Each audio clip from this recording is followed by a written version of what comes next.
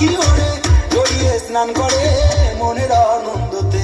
দীঘার ওই বালু চড়ে কত রঙের পাখি ওড়ে জড়িয়ে স্নান করে মনের আনন্দতে।